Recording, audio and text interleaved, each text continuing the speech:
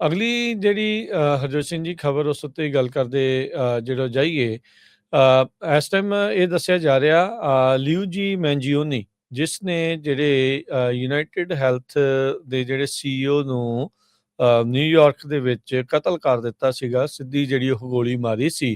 ਕਹਿੰਦੇ ਵੀ ਉਹ death penalty face ਨਹੀਂ ਕਰੂਗਾ।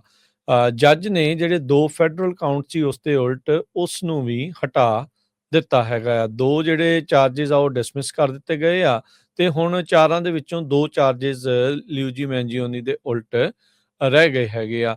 Murder through use of a firearm, ਕਹਿੰਦੇ ਵੀ ਇਸ ਦੀ ਜਿਹੜੀ ਪੋਟੈਂਸ਼ੀਅਲ ਡੈਥ ਸੈਂਟੈਂਸ ਜਿਹੜੀ ਉਹ ਹੋ ਸਕਦੀ ਸੀਗੀ, ਪਰ ਹੁਣ ਕਹਿੰਦੇ ਵੀ ਇਸ ਨੂੰ ਡੈਥ ਪੈਨਲਟੀ ਦਾ ਸਾਹਮਣਾ ਨਹੀਂ ਕਰਨਾ ਜਿਹੜਾ ਉਹ ਪਊਗਾ। ਪ੍ਰੋਸੀਕਿਊਟਰਸ ਨੂੰ ਇੱਕ ਹਿਸਾਬ ਦੇ ਨਾਲ ਝਟਕਾ ਜਿਹੜੇ ਫੈਡਰਲ ਜੱਜ ਆ ਉਹਨਾਂ ਨੇ ਦਿੱਤਾ ਹੈ। ਯੂਨਾਈਟਿਡ ਹੈਲਥ ਕੇਅਰ ਦੇ ਸੀਈਓ ਬ੍ਰਾਇਨ ਥਾਮਸਨ ਨੂੰ ਇਸ ਨੇ ਜਿਹੜੇ ਉਹ ਮਾਰ ਦਿੱਤਾ ਸੀ। ਜਸਟਿਸ ਡਿਪਾਰਟਮੈਂਟ ਇਹ ਕਹਿ ਰਹੀ ਸੀ ਵੀ ਜਿਹੜਾ ਲਿਊਜੀ ਮੈਂਜੀਓਨੀ ਆ ਇਸ ਨੇ ਪ੍ਰੀਮੈਡੀਟੇਟਿਡ ਕੋਲਡ ਬਲੱਡਡ ਅਸੈਸੀਨੇਸ਼ਨ ਕੀਤੀ ਸੀਗੀ ਇਹ ਸੀਈਓ ਬ੍ਰਾਇਨ ਥਾਮਸਨ ਦੀ, ਜਿਸ ਨੇ ਅਮਰੀਕਾ ਨੂੰ ਹਿਲਾ ਕੇ ਰੱਖ ਦਿੱਤਾ। ਯੂਐਸ ਡਿਸਟ੍ਰਿਕਟ ਜੱਜ ਮਾਰਗਰੇਟ ਐਮ ਗਾਰਨੈਟ ਉਹਨਾਂ ਨੇ 4 ਚੋਂ ਜਿਹੜੇ 2 ਕਾਊਂਟ ਆ ਉਹ ਰਿਮੂਵ ਕਰ ਦਿੱਤੇ, ਡਿਸਮਿਸ ਜਿਹੜੇ ਉਹ ਕਰ ਦਿੱਤੇ। ਇਹ ਜਿਹੜਾ murder through use of firearm ਜਿਸ ਦੀ ਡੈਥ ਸੈਂਟੈਂਸ ਹੋ ਸਕਦੀ ਸੀ ਤੇ ਇੱਕ ਹੋਰ ਫਾਇਰ ਆਰਮ ਰਿਲੇਟਡ ਆਫੈਂਸ ਆ ਉਹਨਾਂ ਨੂੰ ਹਟਾ ਦਿੱਤਾ ਗਿਆ ਆ। ਜਿਹੜੇ ਜੱਜ ਗਾਰਨੈਟ ਆ ਉਹਨਾਂ ਨੇ 2 ਜਿਹੜੇ ਫੈਡਰਲ ਸਟਾਕਿੰਗ ਕਾਊਂਟ ਆ ਜਿਸ ਦੀ ਕਹਿੰਦੇ ਵੀ maximum prison sentence of life ਆ ਵਿਦਆਊਟ ਪੋਸਿਬਿਲਿਟੀ ਆਫ ਪਰੋਲ, ਉਹ ਜਿਹੜੇ ਬਰਕਰਾਰ ਰੱਖੇ ਹੈਗੇ ਆ। ਗਾਰਨੈਟ ਜਿਹੜੇ ਜੱਜ ਆ ਉਹਨਾਂ ਨੇ ਕਿਹਾ ਵੀ ਜਿਹੜਾ ਮਰਡਰ ਚਾਰਜ ਆ ਉਹ ਟੈਕਨੀਕਲੀ ਫਲॉड ਸੀਗਾ। ਕਹਿੰਦੇ ਵੀ ਇਹ ਸਿਰਫ ਟੈਂਡਮ ਦੇ ਵਿੱਚ ਵਰਤਿਆ ਜਾ ਸਕਦਾ ਕ੍ਰਾਈਮ ਆਫ ਵਾਇਲੈਂਸ ਦੇ ਜਿਹੜੇ ਉਹ ਨਾਲ। ਪ੍ਰੋਸੀਕਿਊਸ਼ਨ ਜਿਹੜੀ ਸਰਕਾਰ ਦੇ ਵੱਲੋਂ ਆ ਉਹ ਇਹ ਕਹਿ ਰਹੇ ਸੀ ਵੀ ਮੈਂਜੀਓਨੀ ਨੇ ਜਿਹੜਾ ਥਾਮਸਨ ਆ ਉਸ ਦੀ ਸਟਾਕਿੰਗ ਕੀਤੀ ਤੇ ਉਹ ਬੇਸਿਕਲੀ ਇਸ ਟੈਕਨੀਕੈਲਿਟੀ ਨੂੰ ਸਟੈਂਡਰਡ ਨੂੰ ਮੀਟ ਕਰਦਾ ਹੈਗਾ ਆ। ਪਰ ਜੱਜ ਗਾਰਨੈਟ ਆ ਉਹ ਉਹਨਾਂ ਦੀ ਗੱਲ ਦੇ ਨਾਲ ਆਰਗੂਮੈਂਟ ਦੇ ਨਾਲ ਇਤਫਾਕ ਉਹਨਾਂ ਨੇ ਨਹੀਂ ਰੱਖਿਆ। ਸੋ ਇਹ ਹੁਣ ਜਿਹੜੇ ਜੱਜ ਆ ਉਹਨਾਂ ਨੇ ਕਿਹਾ ਵੀ ਜਿਹੜੀ ਕੋਰਟ ਆ ਉਹ ਕਮਿਟਡ ਆ ਵੀ ਫੇਥਫੁਲੀ ਵੀ ਬਿਲਕੁਲ ਸਹੀ ਢੰਗ ਦੇ ਨਾਲ ਜੋ ਸੁਪਰੀਮ ਕੋਰਟ ਦੇ ਦੁਆਰਾ ਡਿਕਟੇਟ ਕੀਤਾ ਗਿਆ ਹੈਗਾ ਚਾਰਜਿਸ ਇਸ ਕੇਸ ਦੇ ਵਿੱਚ ਉਸ ਨੂੰ ਇਸ ਕੇਸ ਦੇ ਉੱਤੇ ਅਪਲਾਈ ਜਿਹੜਾ ਉਹ ਕਰੇ।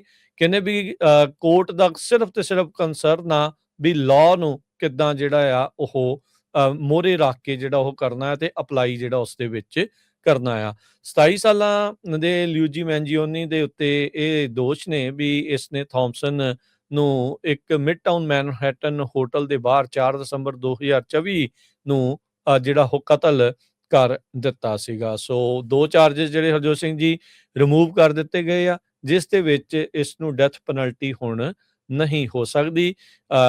ਬਹੁਤ ਵੱਡੇ ਪੱਧਰ ਦੇ ਉੱਤੇ ਇਸ ਨੂੰ ਮੌਤ ਦੀ ਸਜ਼ਾ ਦੀ ਮੰਗ ਕੀਤੀ ਜਿਹੜੀ ਉਹ ਜਾ ਰਹੀ ਸੀਗੀ, ਪਰ ਹੁਣ ਜਿਹੜੇ ਉਹ ਚਾਰਜਿਸ ਹਟਾਉਣ ਕਰਕੇ ਮੌਤ ਦੀ ਸਜ਼ਾ ਇਸ ਟਾਈਮ ਕਹਿ ਲਓ ਵੀ ਬਾਹਰ ਹੋ ਗਈ ਆ। ਸੋ ਅਟਾਰਨੀ ਜਨਰਲ ਪੈਮ ਬੌਂਡੀ ਉਹਨਾਂ ਨੇ ਡਾਇਰੈਕਟ ਕੀਤਾ ਆ, ਪ੍ਰੋਸੀਕਿਊਟਰਸ ਨੂੰ ਡਾਇਰੈਕਟ ਕੀਤਾ ਸੀਗਾ ਵੀ ਤੁਸੀਂ ਡੈਥ ਪੈਨਲਟੀ ਸੀਕ ਕਰੋ। ਇਸ ਦੇ ਲਈ ਮੌਤ ਦੀ ਸਜ਼ਾ ਦੀ ਜਿਹੜੀ ਉਹ ਮੰਗ ਜਿਹੜੀ ਉਹ ਕਰਨੀ ਅਪ੍ਰੈਲ ਮਹੀਨੇ 'ਚ ਪਿਛਲੇ ਸਾਲ ਤੇ ਕਹਿੰਦੇ ਵੀ ਇਹ ਜਸਟਿਸ ਡਿਪਾਰਟਮੈਂਟ ਦੀ ਪਹਿਲੀ ਕੋਸ਼ਿਸ਼ ਸੀਗੀ ਰਾਸ਼ਟਰਪਤੀ ਟਰੰਪ ਹੋਣਾ ਦੀ ਦੂਜੀ ਟਰਮ ਦੇ ਵਿੱਚ ਕਿਸੇ ਨੂੰ ਜਿਹੜੀ ਮੌਤ ਦੀ ਸਜ਼ਾ ਦਿਵਾਉਣ ਦੇ ਲਈ ਤੇ ਕਹਿੰਦੇ ਵੀ ਸਾਡਾ ਏਜੰਡਾ ਇਹੀ ਆ ਵੀ ਜਿਹੜਾ ਵਾਇਲੈਂਟ ਕ੍ਰਾਈਮ ਆ ਉਸ ਨੂੰ ਰੋਕਣਾ ਤੇ ਅਮਰੀਕਾ ਨੂੰ ਮੁੜ ਦੁਬਾਰਾ ਜਿਹੜਾ ਉਹ ਸੇਫ ਬਣਾਉਣਾ ਹੈਗਾ ਆ। ਉਧਰ ਜਿਹੜੇ ਹਰਜੋਤ ਸਿੰਘ ਜੀ ਸਟੇਟ ਦੇ ਜਿਹੜੇ ਇਸ ਦੇ ਉੱਤੇ ਵੱਖਰੇ ਚਾਰਜਿਸ ਆ। ਸੋ ਫੈਡਰਲ ਚਾਰਜਿਸ ਜਿਹੜੇ 4 ਚੋਂ 2 ਰਹਿ ਗਏ ਆ।